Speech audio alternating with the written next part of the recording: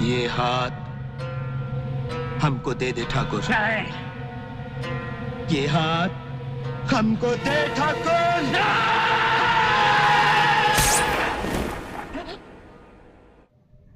अमजद खान को पूरी जिंदगी इस बात का रहा मलाल, अपने पिता की आखिरी इच्छा पूरी नहीं कर पाए अमजद खान। आइए जानते हैं कि अमजद खान के पिता की वो आखिरी इच्छा क्या थी और अमजद खान के बारे में कुछ दिलचस्प बातें। ये हाथ लगाम पकड़ के घोड़े को बिठा देते। बहुत जान है तेरे हाथों में। बॉलीवुड की ज़्यादातर फिल्मों की कहानी एक ही नियम पर चलती है। एक हीरो होगा जो हीरोइन से प्यार करता होगा और विलेन हीरोइन को परेशान करेगा। जब तक कि हीरो से उसकी पिटाई नहीं होगी तब तक दर्शकों को कहानी में मज़ा नहीं आता। खूंखार खलनायकों का यह दौर पुराने ज़माने से चलता आ रहा है। इस इंडस्ट्री में ऐसे कई कलाकार आए हैं जिन्होंने खलनायक की भूमिका से दर्शकों की तारीफें बटोरी है। अरे ओ सांभा, कितना इनाम रखे हैं सरकार हम पर? पूरे 50,000। सुना? पूरे 50,000। उनके जाने के बाद आज भी उनकी फिल्मों ने उन्हें अमर कर दिया है।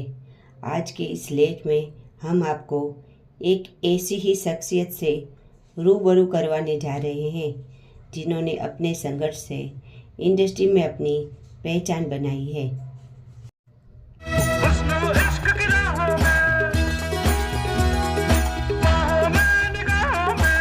यहाँ से 50-50 कोस दूर गांव में जब बच्चा रात को रोता है तो माँ कहती है, बेटा सो जा नहीं तो गब्बर आ जाएगा।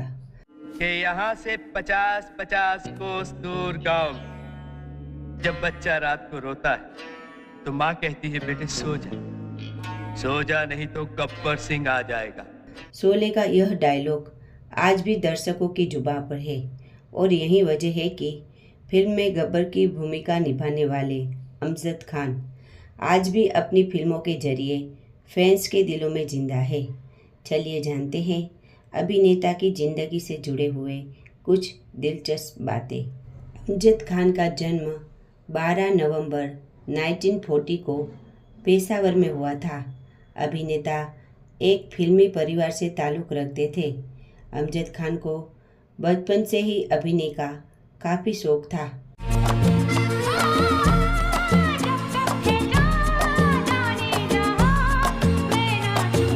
अभिनय के प्रति अपनी रुझान को देखते हुए उन्होंने महज 17 साल की उम्र में ही अब दिल्ली दूर नहीं 1957 में काम किया था। इंडस्ट्री में हर कोई हीरो बनने का सपना सजाए आता है, लेकिन अमजद खान बॉलीवुड के वो हीरो बन गए जिन्हें उनकी खलनायकी के लिए पसंद किया जाता था। जहाँ तेरी ये नजर है मेरी जान मुझे खबर है, जहाँ तेरी ये नजर है मेरी जान मुझे। हर हंसते खेलते आदमी के पीछे एक बड़ा दर्द छुपा होता है। यही हाल अमजद खान का भी था। उनकी ज़िंदगी में एक ऐसा गम था जिससे वह कभी नहीं उभर पाए थे। अमजद खान चाहते थे कि उनके पिता जयंत फिल्म शोले में उनका काम देखे, लेकिन शोले की रिलीज से पहले उनके पिता का निधन हो गया। बता दें कि शोले 15 अगस्त 1975 को रिलीज हुई थी, जबकि अमजद खान के पिता की मौत 2 जून 1975 को हुई थी। अमजद खान की परिवार की बात करें तो उनका परिवार अफगानी पश्तून वंश से संबंधित था।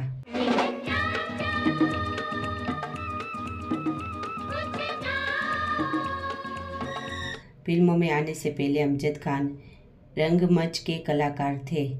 जब वो केवल 11 वर्ष के थे तब उन्होंने फिल्म नाज़नीन 1951 में एक बाल अभिनेता के रूप में अभिनय किया था और उसके बाद अमजद खान ने कुछ फिल्मों में अपने पिता जयंत के साथ छोटी भूमिकाओं में भी अभिनय किया था। कॉलेज के दिनों में अमजद खान छात्र संघ के महासचिव थे। वर्ष 1972 में उन्होंने अपने बचपन की दोस्त सहला से शादी कर ली, परंतु वह शादी संपूर्ण नहीं हुई क्योंकि सहला के पिता अख्तर उल ईमान, जो एक प्रसिद्ध लेखक थे और चाहते थे कि उन्हें आगे बढ़ना चाहिए। वर्ष 1975 में उन्हें फिल्म शोले में गब्बर सिंह की भूमिका की पेशकश की गई थी। वो 2 थे और तुम 3,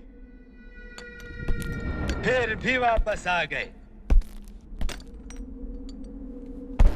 खाली हाथ। शुरुआत में उन्हें जावेद अख्तर द्वारा भारी आवाज़ के लिए खारिज कर दिया गया था।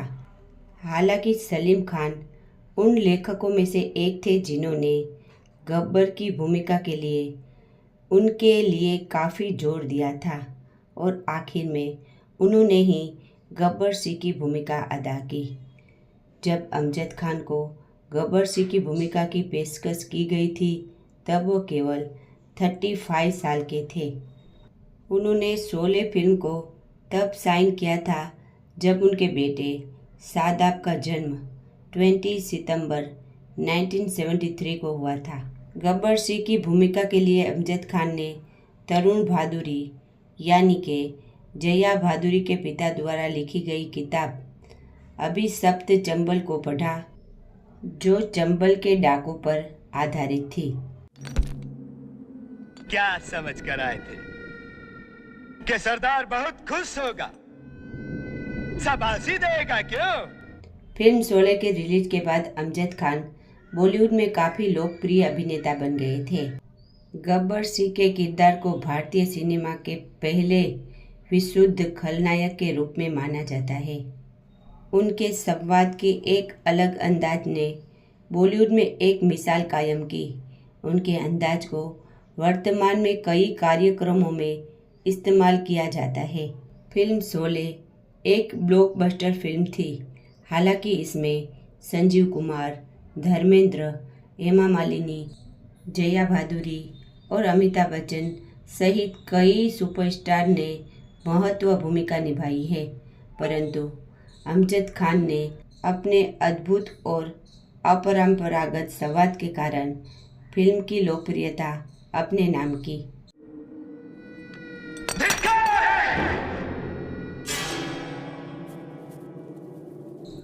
अमजद खान शोले के सहायक निर्देशक भी थे और साथ ही उन्होंने दूसरे यूनिट को भी संभाला था। यहाँ तक कि आज भी लोग उनके संवाद अदायगी को याद करते हैं। शोले की सफलता के बाद वर्ष 1970, वर्ष 1980 और वर्ष 1990 के दशक में अमजद खान ने कई हिंदी फिल्मों में नकारात्मक भूमिकाएं अदा की। 24 घंटे के अंदर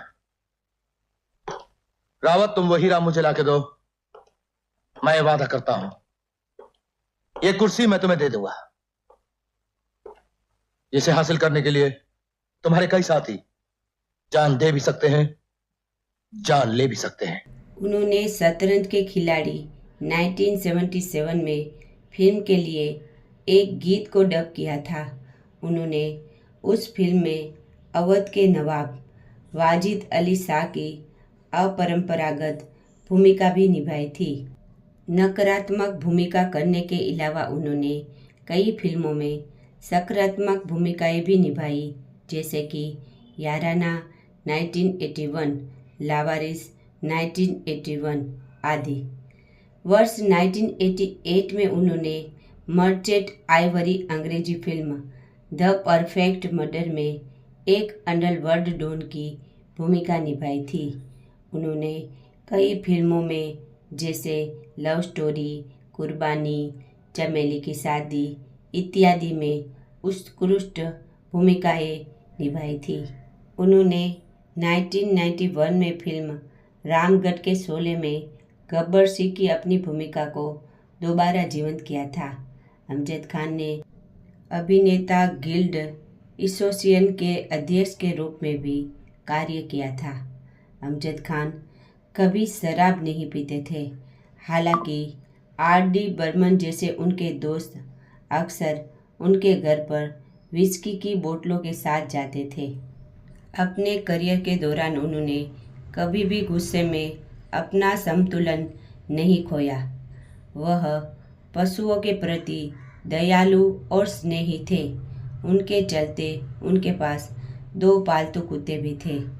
अमजद खान ने ब्रिटानिया ग्लूकोज बिस्किट के लिए एक विज्ञापन भी किया था। वर्ष 1976 में फिल्म द ग्रेट गैम्बलर की शूटिंग के दौरान अमजद खान के साथ मुंबई गोवा राजमार्ग पर एक गंभीर सड़क दुर्घटना हुई थी, जिसमें उनके फेफड़े और पसलियों में चोटें आई थी। उन गंभीर चोटों के कारण वह कोमा में चले गए। सौभाग्य से वह जल्दी ही ठीक तो हो गए।